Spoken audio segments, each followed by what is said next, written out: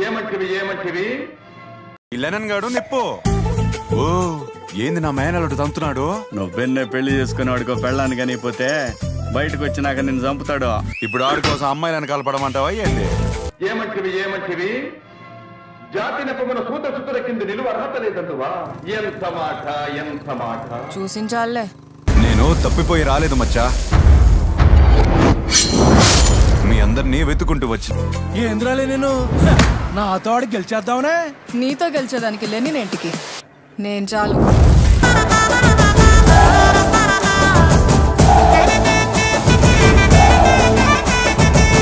గాడికమ్మి పోతుండావు, ఈరోజు అటో ఇటో తేల్చేద్దాము.